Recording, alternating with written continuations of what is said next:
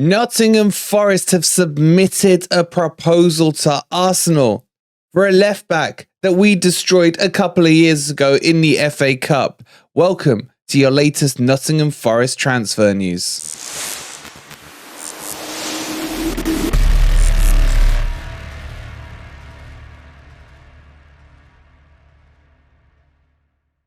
Good morning, good evening, or good night, wherever in the world you are, whatever time of day you're watching this. Hope you're having a fantastic day, and welcome to your latest Nottingham Forest transfer news. In today's video, we'll talk about a left back that has been seriously linked with Nottingham Forest. We got the latest on the whole Dean Henderson saga, as that has taken a massive blow. We've also got a link to a Benfica CDM and plenty of other news to talk about. So if you would be so kind, take a quick second, hit that like button. If you're new here, make sure you subscribe to Forest Fan TV. And don't forget that Morgan Gibbs-White framed even signed shirt is expiring tomorrow. So get those last few tickets if you haven't already. The link's in the description from Football Prizes. All right, let's start with this link. So Fabrizio Romano has tweeted out that Nottingham Forest have put a proposal into Arsenal for Nuno Tavares, the Portuguese 21-year-old who got destroyed at the City ground by Spence and Johnson in the FA Cup a couple of years ago. In fact, was subbed off after like 36, 37 minutes, is now linked to Nottingham Forest. He's been out on loan at Marseille. And Marseille, as we all know, took Renan Lodi. And by the way, commiserations to Lodi, as Marseille crashed out of the qualifiers for the Champions League, and Lodi will not get his Champions League dream this season. But anyway, look, this player, I'll be honest with you guys, I think he's crap. Not just based on the fact that he was crap at Forest, but he's had attitude problems. That's why Arteta wanted rid of him from Arsenal. That's why it didn't really work out. He was brought in there to give competition to tyranny. But now they've gone and bought like Zinchenko. There's too much going on that left back side for Arsenal. And he is surplus to requirements.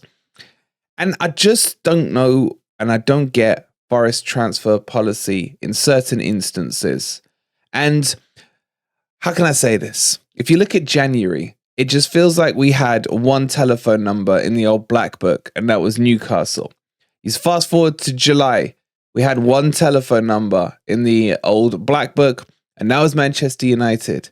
Fast forward on to August, and we have one telephone number, and that is for Arsenal. It just seems weird that it's almost like, again, I'll bring it back to Football Manager. It's like Forest scout a player, and then they click on the players club and they go down that FM list and they're like, he doesn't look too bad. Let's ask about him while we're on the phone, and then let's scroll down with the mouse and might as well ask about him. And that's just how it feels. And Serenos has obviously come back on a consulting level. Now that does fill me with a bit more confidence, because I did think he brought in some good players when he was in charge of recruitment. But that also tells you the fact that he's been brought back in is that the Greek father is not happy with the way business is being conducted this summer. Otherwise, why would you go back to an ex? So something does need to be read into that. And I'm not saying, look, here's the thing, right? On this player, Nuno, I think he's crap. It doesn't mean that he's going to be crap. I just don't rate him as a player. Now, does that mean that I hate him before the minute he's walked through the City ground gates? Of course not. I'm just giving my opinion.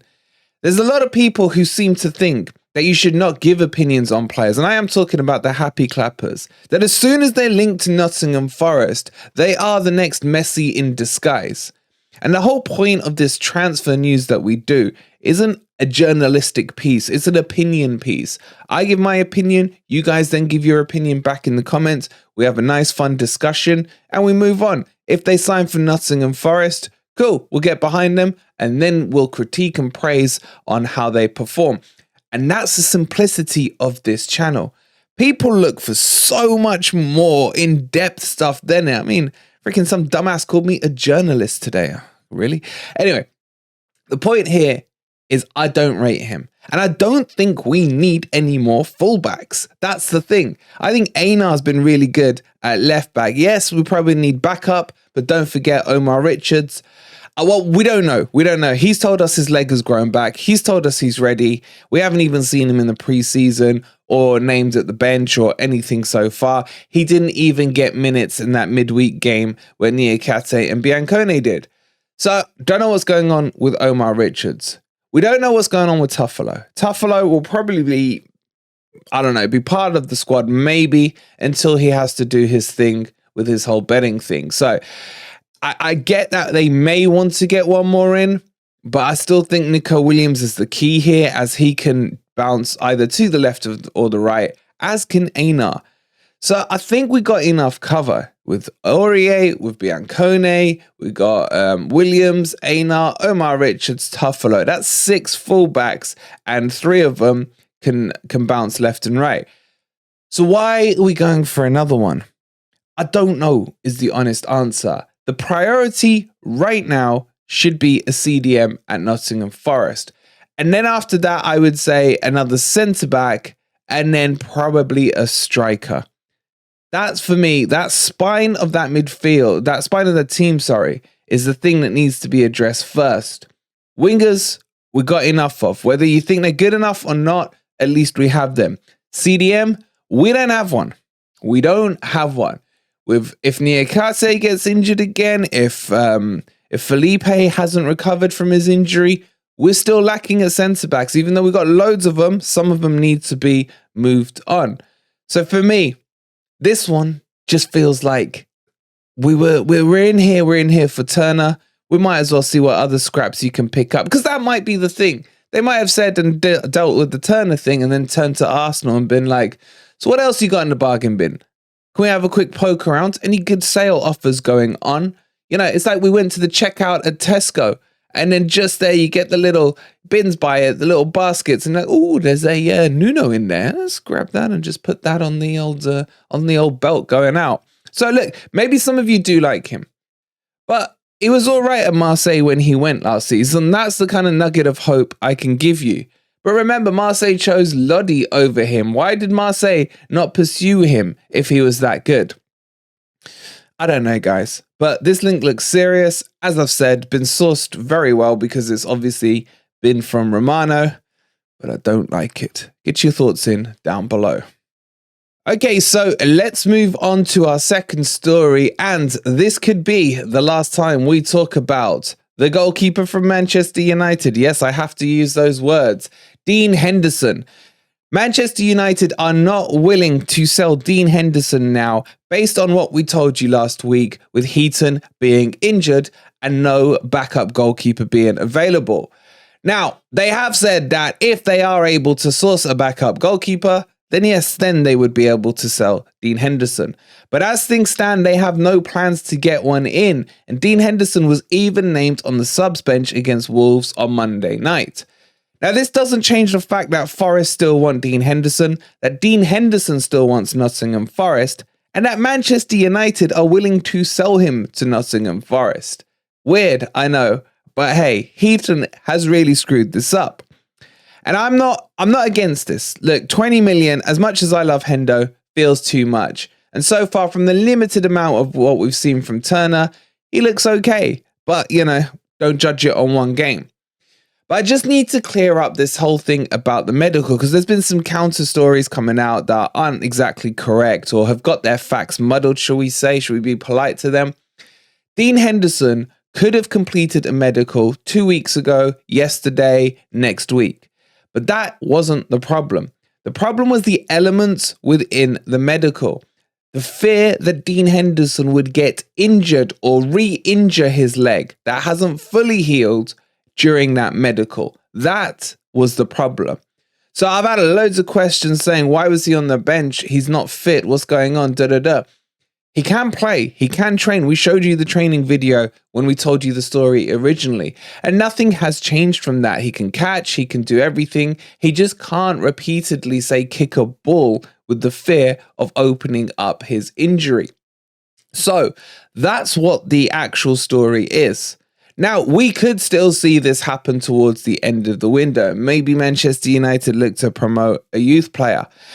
I think they should do something, because Dean Henderson has made it abundantly clear he doesn't want to play for that cheating scum of a team.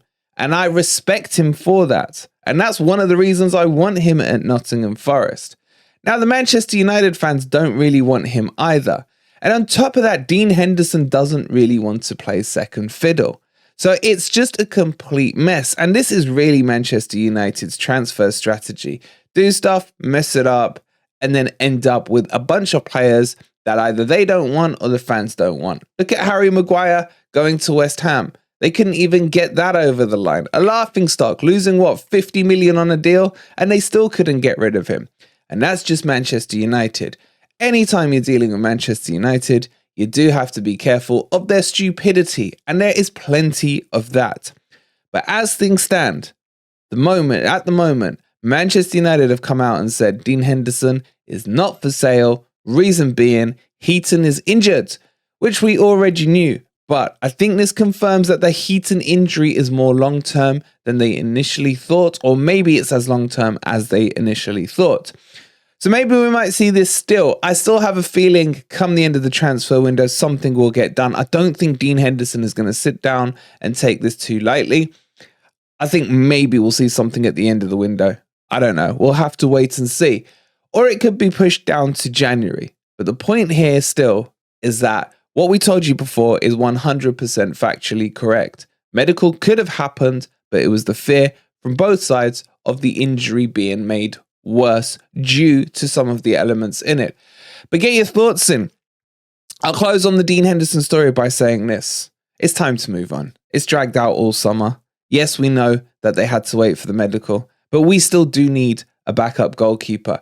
We can't just sit on our laurels and just, wait for Dean Henderson to appear over a rainbow and turn up at the City ground. At some point, sentimentality has to be put to one side, and the greater option or the better option for the club has to be taken. And at the moment, it's better to have a backup goalkeeper than none at all. And this really brings us on to the goalkeeping list anyway. We've got too many goalkeepers. Yes, I know it sounds weird. We've got Turner, we got Hennessy, we got Horvath, we've got potentially another one coming in instead of Dean Henderson, and we got Shelvey. And this is starting to become a problem for me. Forest need to start moving some of this excess wood, not necessarily dead wood, out of the club. I think Shelvey needs to be put out on loan. I think he looks like he's a good kid with a good future ahead of him. I think Hennessy needs to go into retirement. I think that's better for all parties. And Horvath needs to either be moved on or loaned out. But maybe not just quite yet until we get that replacement number 2 in. But it's piling up, and it's piling up all over the pitch. We will do a separate video on the amount of players that still haven't been moved on from Nottingham Forest, and there are plenty. And is that slowing our market progress down? Because had we sold some of these players, there are some good funds that we could have got through and maybe reinvested into the team. But anyway, I'm getting sidetracked. That's the story on Dean Henderson. Let's move on. So I've got a little bit of good news for you guys on our good friend Sangare, who we did mention to you yesterday. Bayern, PSV, and Liverpool are all interested. Well, take Bayern off the list, as they have come out and said, after rumours of a bid being put in, or at least inquiries happening, that they will not be going for him this window. So cross one off, one down, 2 to go, so to speak. Is this going to happen still? I don't know, guys. I don't think so. Look, we talked about it yesterday. I don't want to spend too long on it. Let's keep this one as a nice, short, snappy update. Cross Bayern off the list for Sangare.